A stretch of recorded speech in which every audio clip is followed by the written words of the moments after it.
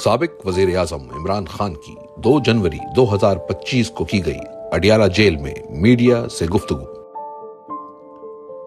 سب کو نیا سال مبارک۔ 2025 حقیقی آزادی کا سال ہے، جس میں گھٹنوں پر آئے اس جعلی اور فسطائی نظام کو شکست ہوگی انشاءاللہ۔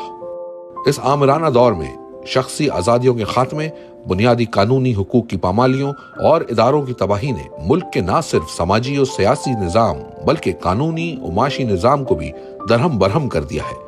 جس بھونڈے انداز میں خالد خورشید کو 34 سال قید کی سزا سنائی گئی، اس سے ثابت ہوتا ہے کہ ملک میں رول آف لا کا خاتمہ ہو چکا ہے اور غیر اعلانیہ بدترین آمریت کا راج ہے۔ مشرف دور میں بھی ہم فوج کی مداخلت پر تنقید کرتے رہے ہیں، لیکن اس کے باوجود ہمیں اس قسم کی جبر و فسطائیت کا سامنا نہیں کرنا پڑا۔ وکلا تحریک سے پہلے بھی ہم فوج کی سیاسی مداخلت کے خلاف بھرپور تنقید کرتے تھے، لیکن تب کوئی ایجنسی اپنے شہریوں کو اس طرح سے نہیں اٹھاتی تھی۔ آئینی عدالت بنا کر پورے عدالتی نظام کو تباہ کیا گیا اور قاضی فائز عیسیٰ کی باقیات کو عدالتی نظام کا قبضہ دے دیا گیا تاکہ قاضی کی روایت برقرار رکھتے ہوئے عدالتی فیصلے GHQ کے زیر اثر کروائے جا سکیں۔ میرے خلاف پچھلے سال بھی 4 غیر قانونی فیصلے دیے گئے تھے۔ سوموار کو القادر کیس کا فیصلہ بھی ویسا ہی توقع کر رہا ہوں۔ ایسے ہی لاقانونیت پر مبنی فیصلے پوری دنیا میں پاکستان کی بدنامی کا باعث بنتے ہیں۔ ملٹری کورٹس جیسے فیصلوں سے پاکستان میں قانون کی حکمرانی کا خاتمہ ہو گیا ہے۔ جس ملک میں قانون کی حکمرانی نہ ہو، وہاں کوئی سرمایہ کاری کرنے کو تیار نہیں ہوتا۔ پاکستان میں اب بھی گروتھ ریٹ 0 ہے۔ جب معاشی ترقی ہی نہیں ہوگی تو نہ ہم قرضوں سے نکل پائیں گے اور نہ ہی بے روزگاری کا خاتمہ ہوگا۔ پاکستان کے فیصلے پاکستان میں ہی ہوں گے، اس سے متعلق میرا موقف واضح ہے، لیکن جب بنیادی انسانی حقوق کا معاملہ ہوتا ہے تو پوری دنیا سے آوازیں اٹھنا فطری عمل ہے۔ اقوام متحدہ جیسے ادارے اسی لیے ہیں۔